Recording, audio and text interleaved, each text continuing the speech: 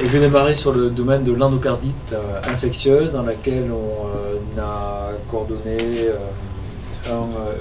une étude multicentrique nationale financée par un PHRC 2013 sur l'impact de la TEP EDG dans le diagnostic et la prise en charge de l'endocardite. Donc il y avait 8 centres en France. L'objectif est d'inclure 150 patients. Les inclusions ont été dans les critères de jugement secondaires étaient donc l'impact sur la classification de Duke comme dans toutes les endocardites. Les critères de jugement, c'était d'une part répondre sur la présence de végétation, donc sur la localisation cardiaque de l'infection, mais également de la bilan d'extension à distance. Puis dans les critères de Duke, il y a deux types de critères, les critères majeurs qui sont la mise en évidence d'une végétation endocarditique, donc au niveau cardiaque, et un critère mineur, c'est la présence de localisation septique, et c'est des valeurs ajoutées, on va dire, importantes de la TEP EDG, dans la mesure où c'est un examen qui est court entier. Ça permet en un seul temps de faire le bilan d'extension de toute la maladie et donc de reclasser correctement ces endocardites. Donc ça, c'est un critère secondaire.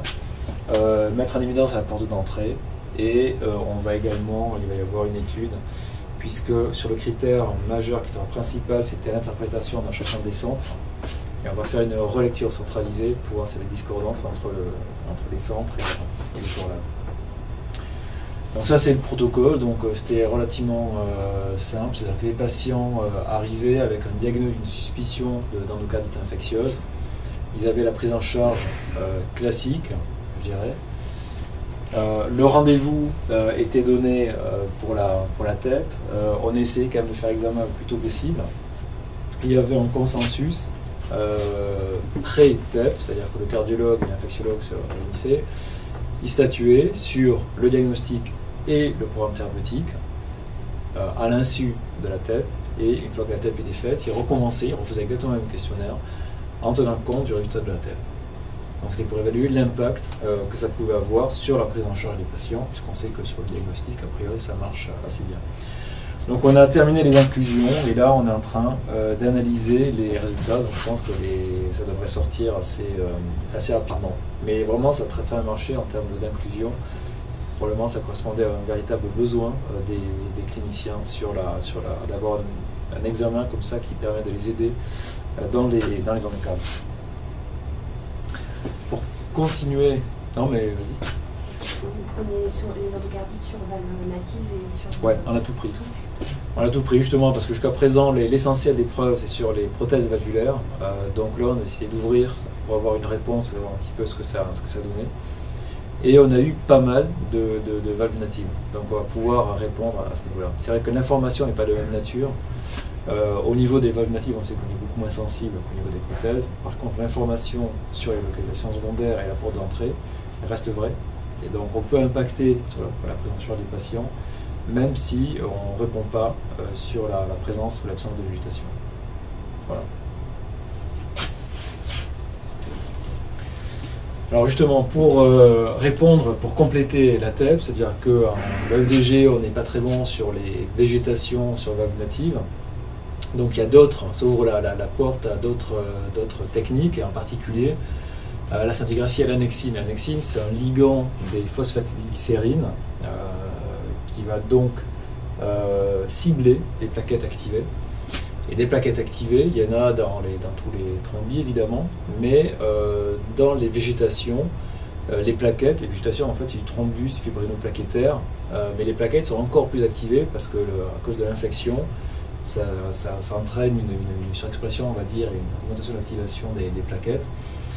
Et donc, on avait réalisé au niveau de l'équipe INSERM 1148 la preuve de concept sur un modèle murin d'endocardite. Et donc, ce qu'on voit, on voit la fixation au niveau de la partie périphérique de la végétation, c'est-à-dire là où vraiment sont ces plaquettes. Donc ça, c'était il y a assez longtemps. Mais depuis, donc, on s'est rapproché d'un laboratoire pour tester et valider en gros une annexine GMP, c'est-à-dire qui répond aux normes pour l'injection à l'homme. Et donc on a trouvé qu'avec ce variant de l'annexine, on avait un contraste qui était préservé, voire un petit peu augmenté. Ce qui nous a permis de démarrer une étude clinique translationnelle chez l'homme qui était répartie en deux parties. Première, comme l'annexine avait été peu utilisée chez l'homme, il y avait juste une étude de tolérance chez 10 volontaires sains au Canada. On a démarré par une étude de tolérance chez les patients qui avaient une endocardite. Et donc sur les données de cette tolérance, on avait l'avis favorable ou défavorable pour poursuivre l'étude. Voilà. Donc là, pour l'instant, on a fait 10 patients. Et là, vous avez justement l'exemple d'un patient qui avait une suspicion d'endocardite, forte suspicion d'endocardite, mais sur la valve native. La TEP ou FDG était négative. Et vous voyez que même si le contraste est moins bon que chez l'animal, mais en tout cas, on voit très clairement un foyer au niveau de la valve mitrale qui correspondait à la végétation. Donc, voilà, il y a peut-être une possibilité que ce type d'examen puisse être utilisé là où justement on sait que les performances du FDG ne sont pas très bonnes, c'est-à-dire au niveau cardiaque et au niveau cérébral. Voilà, donc ça, bon, c'était une étude promotion INSERM. Alors pour ça, c'est que vous ne démarrez pas complètement en terrain vierge, puisqu'il y a à peu près 30 ans, à l'époque, pour l'idée effectivement du tropisme des plaquettes suractivées au niveau de l'endocardite, Ouais. moi je me souviens, parce qu'on marquait, nous, moi j'ai fait les plaquettes à l'oxynate d'indium 111 Ouais. et en plein air, Mhm. et que ça donnait des forts contrastes. Oui. Alors comme Jean-État Talbot l'a dit, l'indium 111, c'est pas terrible pour les caméras. Et d'autre part, tu fais un marquage de tout le compartiment plaquettaire, et donc tu as une activité circulante qui te diminue le contraste au niveau des végétations. Alors que là, avec l'annexine, on cible uniquement les plaquettes activées, donc on n'a pas de signal, enfin, on en a un petit peu en fait. On a un petit peu de signal circulant, plus que ce à quoi on s'attendait, et c'est lié à la fonction rénale. C'est lié à l'élimination rénale. J'imagine que si la scintigraphie aux plaquettes marquées à l'indium est tombée en désuétude, oui. C'est que c'était pas... D'une part, le contraste n'était pas très bon. Deuxièmement, il fallait attendre 2-3 jours avant de faire les images parce qu'à cause de justement l'intensité de l'activité circulante, c'était... Ah ouais, c'est ça. Donc, voilà. Bon, donc voilà, c'était le schéma, le flowchart de l'étude. Donc les patients sont recrutés dans les services cliniques. Ils ont la scintigraphie chez nous et sinon ils sont pris en charge par le CIC, en particulier pour la partie tolérance. Voilà, donc là on a fini ce groupe 1 de patients et on a eu l'accord du comité de pilotage du SMB pour poursuivre. Donc on va poursuivre. Toujours pour rester un petit peu dans le même domaine, ça c'est une étude qui s'appelait DADI, financée par le PHRC, pour laquelle on a également fini les inclusions et qui avait pour objectif d'évaluer le rôle que pouvait avoir la TEP ou FDG, pour le coup, dans la prédiction de la progression des dissections aortiques. Bon, c'est pas une dissection de l'aorte ascendante, puisque ça c'est des urgences chirurgicales. Par contre, la dissection de l'aorte descendante, en général, c'est une simple surveillance, parce que la chirurgie est une chirurgie très lourde, et le rythme spontané n'est pas très important. Donc on surveille en général. Et parmi tous ces patients, il y en a qui vont évoluer, et d'autres pas du tout. Donc on essaie d'avoir des critères un petit peu objectifs pour savoir lesquels vont progresser, lesquels il va falloir opérer. Et donc certaines données semblaient suggérer que quand il y avait une activité inflammatoire au niveau de la dissection, c'était un facteur de progression. Alors on a fait ça parce que à Bichat, le professeur Jondot, c'est le responsable du Centre national de référence sur les syndromes de Marfan et apparentés, donc ils ont un énorme recrutement en termes de dissection aortique. Voilà. Et donc on a pu recruter 88 patients dans un intervalle de temps assez cohérent avec la procédure de l'étude. Les patients étaient suivis pendant 3 ans, ils avaient un scanner de l'aorte dans le cadre des soins. Et donc là, pareil, les inclusions ont été terminées et on est en train d'analyser les résultats. Mais, et pour revenir à l'annexine, on avait là aussi des données précliniques et même sur des prélèvements ex vivo de thrombus anévrismal. On avait montré qu'il y avait en fait sur ces thrombis anévrismaux, quand vous avez un anévrisme de l'aorte abdominale, il a tendance à progresser et il est associé en général à un thrombus. Or le thrombus n'est pas du tout inerte à ce moment-là, c'est-à-dire que si l'anévrisme progresse, c'est le thrombus quelque part qui le fait progresser, parce que ce thrombus est doté d'une activité biologique. Il va recruter des polynucléaires en général, en particulier, et ces polynucléaires vont libérer des protéases, et le thrombus finalement va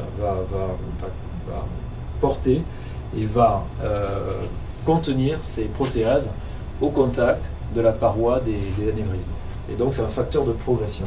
Et donc ça c'est ce qu'on avait montré au niveau préclinique, et que cette activité biologique des thrombis était également associée au recrutement de plaquettes. En gros, ça recrute des plaquettes, des cellules sanguines, enfin, au niveau du compartiment sanguin, des leucocytes et des plaquettes. Et cette activité de renouvellement des thrombis était associée à la fixation, au renouvellement, à la fixation de plaquettes et à la fixation d'annexine. Et par la suite, il y a un papier qui est paru dans le New England Journal of Medicine qui montrait que chez les patients qui avaient des dissections aortiques, en fait, il y a 3 cas de figure, grosso modo. Le faux chenal est perméable, complètement thrombosé ou partiellement thrombosé.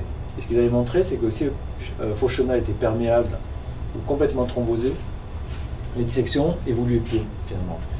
Ce qui évoluait le plus rapidement et qui finissait par se rompre, c'est lorsque le faux chenal était thrombosé, partiellement thrombosé.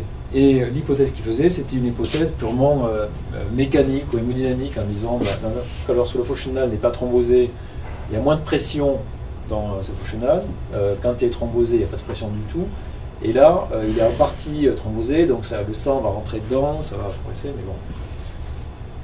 Nous, ce qu'on veut montrer, c'est qu'en fait, c'est le même problème que pour les anévrismes de l'aorte abdominale, c'est-à-dire que quand il y a une interface qui est maintenue entre le thrombus et le sang circulant, on a cette activité protéolytique qui va se mettre en place, qu'on va objectiver par la persistance d'une activité biologique, par la persistance d'une fixation de l'annexine. Voilà. Et donc, on a obtenu un PHRC monocentrique l'année dernière, qui s'appelle PAIDA, dans lequel on va faire une scintigraphie à l'annexine chez 80 patients, dissection de l'aorte descendante, et on va suivre comme ça pendant 3 ans la progression. On va essayer de voir s'il y a un lien entre la fixation de l'annexine et la progression de la dissection. Là aussi, je vous fais les protocoles translationnels phase 1-2 qu'on fait dans le service. Donc au niveau de l'unité INSERM, on avait utilisé le fucoïdan. Le fucoïdan, c'est un ligand d'épisélectine. L'épisélectine s'exprimait par les plaquettes activées, toujours pareil, un ciblage du thrombus, mais aussi par les cellules endothéliales activées. Donc c'est un autre marqueur du thrombus. Et donc ce fucoïdone, c'est un ligand naturel qui est développé par une partie de l'équipe. Et nous, ce qu'on avait fait, c'est qu'on l'avait utilisé comme vecteur d'imagerie, c'est-à-dire en le marquant. On avait fait la preuve de concept au technétium, simplement, ça on fait comme marquage direct. Et on montrait que ça fixait, ça c'est un modèle d'endocardite infectieuse, et on arrivait assez bien à cibler les végétations sur ce modèle. Et on l'avait décliné à d'autres techniques d'imagerie, donc à l'IRM avec des suspio, des microsphères et des polysaccharides. Ici, par exemple, pour faire du théramnostic, un agent qui soit à la fois diagnostique et qui apporte potentiellement des médicaments de traitement directement au niveau du thrombus. Donc c'était simplement la preuve de concept qu'on avait breveté d'ailleurs. Et on a fait le chemin qui est assez long pour amener cet agent d'imagerie chez l'homme en phase 1. Donc on a eu un financement européen d'Anoatero. On a dû travailler sur le précurseur parce que vu que c'est un produit d'origine végétale, c'est un mélange de tout un tas d'espèces. Et donc pour arriver à lui faire passer le règlement et le standard ANSM, il a fallu le purifier, on a travaillé pas mal dessus. Du coup, voilà. On va probablement le positionner. Je dis que la P-sélectine, c'était des plaquettes activées, mais c'est aussi des cylindres endothéliales activées. Les cylindres endothéliales activées, c'est dans l'inflammation et dans l'ischémie-reperfusion. L'ischémie-reperfusion, le problème auquel ça peut s'adresser, c'est évidemment pas dans l'ischémie sévère, c'est-à-dire infarctus ou AVC constitué, parce que là on fait assez facilement le diagnostic. Par contre, vous avez des patients qui se présentent aux urgences pour un syndrome, ce qui ressemble à un syndrome coronaire aigu, une douleur thoracique ou un AIT, qui n'ont pas de signes patents, on fait tout le bilan et on n'arrive jamais à avoir de signes vraiment objectifs. Et en particulier les AIT, il y a énormément de patients finalement qu'on traite, on donne un petit peu d'aspirine, mais ils ont un diagnostic d'AIT, mais sans qu'à aucun moment on ait eu de signes objectifs. Là, la P-sélectine, elle s'exprime lors de l'ischémie, et elle reste exprimée, en tout cas au niveau du myocarde. On a sur un modèle animal, on sait que jusqu'à 24 heures après une ischémie brève, on a encore un signal positif. Donc l'idée, c'est de se dire, on se met dans les conditions, on peut essayer de faire un diagnostic rétrospectif d'un épisode ischémique, que ce soit au niveau cardiaque ou cérébral. Voilà. Et le contraste est pas trop mal. On a travaillé sur le ligand, et par rapport à ce qu'on avait initialement, là vous avez une ischémie myocardique au niveau apical. Et vous voyez, ça, c'est 24 heures après l'ischémie, vous voyez qu'on a quand même un contraste qui est pas mal. On a assez peu d'activés, enfin, de bruit de fond, et on a un signal qui est, voilà, qu'on voit ici. Voilà, donc, on a produit des kits GMP donc pour la clinique. On vient d'obtenir l'autorisation ANSM et CPP pour faire une étude de tolérance chez les volontaires sains. Et voilà, et dès que incessamment, on va pouvoir démarrer le recrutement, là aussi, en travaillant en interaction étroite avec le CIC de Bichat. Le RHU, donc on a eu au niveau du DHU Fire à Bichat, qui réunit les services de cardiologie, pneumologie, inflammation. On a candidaté pour un RHU qui s'appelait IVASC, pour Innovation in Atherothrombosis Science. Et dans ce RHU, l'un des work packages est un work package d'imagerie. Et il y a deux objectifs principaux, donc vous l'avez compris, c'est l'athérothrombose, donc c'est à la fois les pathologies cardiaques et neurologiques. Il y a deux gros paquets d'études, si vous voulez. L'une qui concerne les AVC d'origine indéterminée, là aussi des AVC emboliques, pour lesquels on n'a pas toujours la porte d'entrée, qui peut être soit un thrombus d'origine cardiaque ou cérébrale. Et donc là, c'est d'utiliser la Nexine 5 pour cibler justement le thrombus qui aura été à l'origine de l'accident vasculaire cérébral. C'est à peu près 40% des AVC pour lequel on ne retrouve pas le thrombus initial. Le deuxième type, c'est plus la maladie coronaire, c'est d'avoir un marqueur de progression d'athérosclérose coronaire. Donc là, ça s'adresserait plutôt aux patients asymptomatiques qui ont un athérome assez peu développé, pour essayer de cibler l'inflammation au niveau des plaques coronaires, et en particulier avec le dotatate, qui, alors on vient de le voir, cible les tumeurs neuroendocrines, mais également les macrophages, en particulier les macrophages de type 2, ceux qui sont pro-inflammatoires. Et donc il y a quelques données préliminaires qui indiquent que ça, typiquement, sur des plaques qui ne sont pas forcément calcifiées, donc c'est un marqueur de vulnérabilité d'athérothrombose. Voilà, et donc là il y aura un suivi des patients pour essayer de voir ce qui progresse. Oui. Probablement le datox, ça marcherait aussi. Ouais. Mais je pense que le TATE, enfin, les macrophages de type 2, enfin, en tout cas le TATE cible plus, c'est les récepteurs de type 2 qui sont présents sur les macrophages. Parce que la première image de l'année sélectionnée par le congrès de la SNM sur l'octroscan, donc le pâté-tétide qui cible les récepteurs 2, ouais. C'était pas du tout qu'ils ont choisi comme emblématique. Je ne sais pas si tu t'en souviens, en SPECT, c'était pas du tout pour les tumeurs néphrontopathologiques, merci. C'était une maladie de base d'eau avec infiltration lymphoplasmocytaire du chiasma optique. Ouais. Donc, parce que les récepteurs des lymphocytes activés Oui. expriment Oui, bien sûr. le type 2. Donc, on est toujours, parce que là, tu cites les macrophages activés. Mais en tout cas, c'est sûr, et c'est sûr aussi que les lymphocytes activés surexpriment, parce que quand les chirurgiens opèrent sans savoir comment dire, un syndrome d'obstruction intestinale aiguë qui tombe sur une tumeur neuroendocrine, qui nous l'adresse ensuite en octréoscan, en post-opératoire, tu es brouillé par la cicatrice inflammatoire de l'infiltration lymphoplasmocytaire que tu n'as pas en DOPA. Parce que quand on en a eu un certain nombre de patients où on était brouillé pour voir justement parce qu'ils ne sont pas carcinologiques, ils tombent sur une obstruction intestinale, une tumeur gastro-entéropancréatique. Ils pensaient que c'était un truc banal. Donc ils n'opèrent pas de façon carcino, donc effectivement il y a besoin d'un bilan d'extension post-opératoire. Et le problème, c'est que quand on les a en pâtétréotide, tu as l'image qui est déjà brouillée par les phénomènes des lymphocytes activés cicatriciels, mais que je crois que c'était en quoi? C'était pas en DOPA, parce qu'on a des dossiers. Mais ce qu'on a remarqué, nous, quand on était dans le DHRC qui comparait Dotatok et pâtétréotide, c'est que l'inflammation fixait beaucoup plus en pâtétréotide. Voilà, c'est ça. Alors, Dotatok, on voit moins l'inflammation, c'est ça. Il y a une discordance.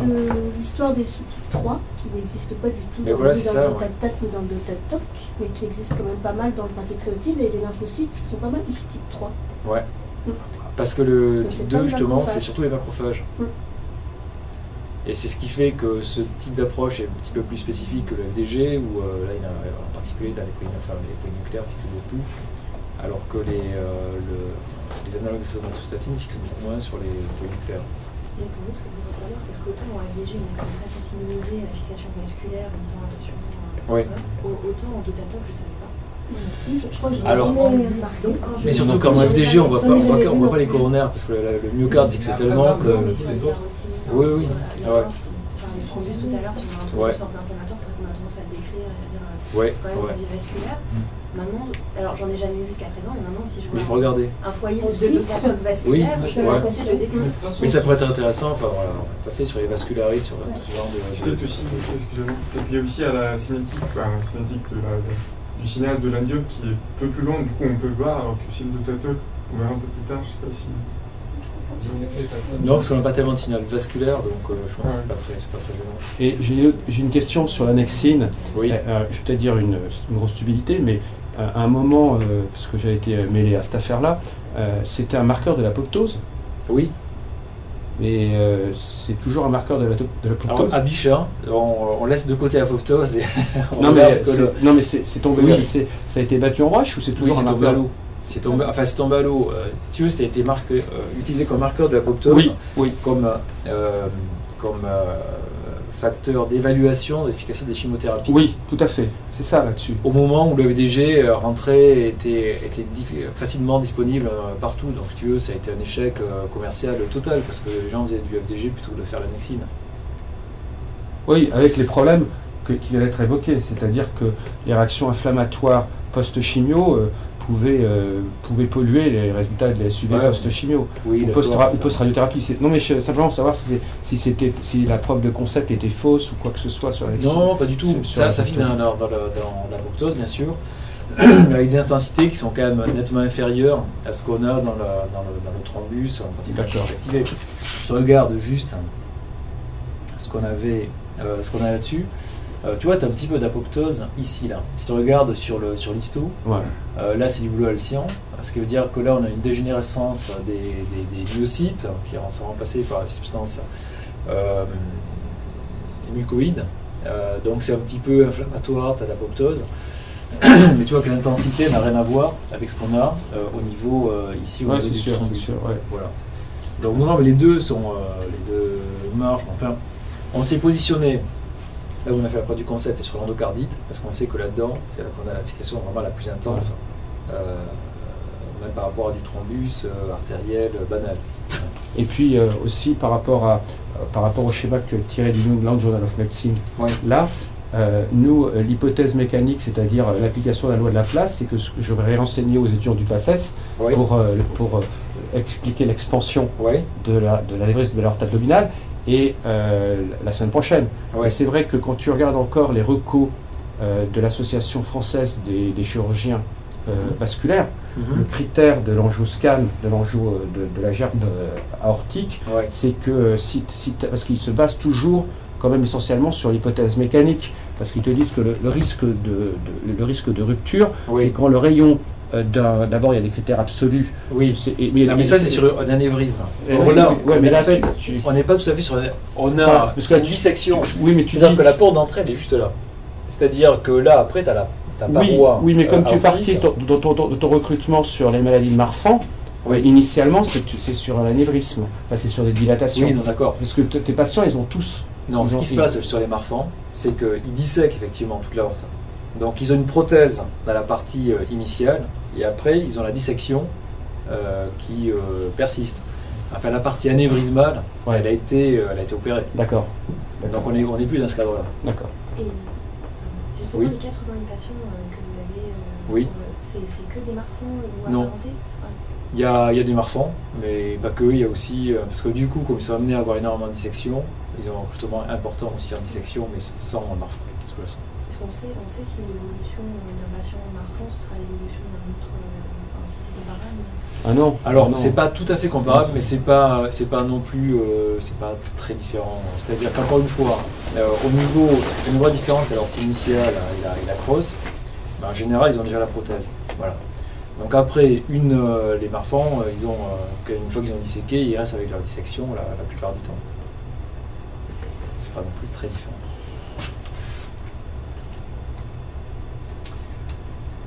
Voilà, donc ça c'était pour les études exploratoires phase 1-2, et là juste on est en fin de travail dans le sponsor et GE qui vise à évaluer le rôle de la MIBG dans les indications d'implantation de défibrillateurs automatiques implantables.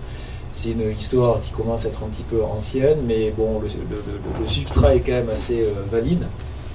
Et d'ailleurs, j'ai fait une modification dans une partie de la diapo et pas l'autre, parce que quand on a lancé l'étude, enfin quand ils ont lancé l'étude, c'était pour les fractions d'injection entre 30 et 35. C'est-à-dire qu'en dessous de 35, on estime que le défibrillateur est plutôt bénéfique. Au-dessus de 35, en dessous de 30, c'est plutôt bénéfique. Au-dessus de 35, c'est plutôt, il n'y a pas vraiment d'intérêt. Et donc, le design de l'étude, c'était de dire, on prend ces patients entre 30 et 35, on les randomise, on prend un bras AMI-BG et ils auront tous le défibrillateur. L'autre bras, ils ont l'AMI-BG et on va les traiter selon leur AMI-BG, plus d'1,6, donc plutôt préservé, traitement médical seul, moins d'1,6 de ratio, traitement médical plus défibrillateur. Ça, ils ont énormément de difficultés à inclure, d'une part, parce qu'entre 30 et 35, honnêtement, on prend le patient 2 fois à 15 jours d'intervalle, soit il rentre, il sort de truc. Voilà, et donc là, ils viennent juste de changer leurs critères d'inclusion. Et les nouveaux critères depuis janvier, c'est entre 25 et 35, ce qui en plus permet d'ouvrir un petit peu la population cible. C'est multicentrique international, événementiel, c'est-à-dire qu'ils attendent d'avoir 247 événements pour clôturer les inclusions. Voilà. Et donc, l'étude nous dira si éventuellement on peut guider les indications des défibrillateurs sur la MIBG. Et sur un critère vraiment archi simple, qui est le rapport cœur-sommi-destin que tout le monde peut faire n'importe où. Et vous avez un seuil bas aussi, c'est-à-dire moins d'un certain seuil, théoriquement on implante à DAI, mais en fait c'est tellement que il n'y a pas d'intérêt. Non, parce que c'est vrai que quand ils sont très très bas, ils ont plus tendance à mourir d'insuffisance cardiaque réfractaire que de troubles rythmiques, mais malgré tout le risque rythmique est tellement élevé qu'on est obligé de leur mettre un défibrillateur. En sachant qu'à l'heure actuelle, c'est quasiment systématiquement des défibrillateurs avec resynchronisation. Voilà, enfin, c'est difficile éthiquement de ne pas leur mettre en DEF. Mais ce qui avait été intéressant dans l'étude ADMIR précédente, c'est que entre 1,3 et 1,6 de MIBG, ils mouraient surtout d'événements rythmiques. Et à moins de 9,3, ils mourraient surtout d'insuffisance cardiaque réfractaire. Mais voilà, on ne peut pas ne pas leur mettre de DEF. Voilà. Merci beaucoup. Est-ce que vous avez d'autres questions? Parce qu'il y a plusieurs présentations, plusieurs essais présentés. Oui, simplement pour les critères d'endocardite, parce que nous on en a un certain nombre, comme tu le sais. Ouais. On en a encore un demain matin, ouais. D'ailleurs. Donc régime sans féculents.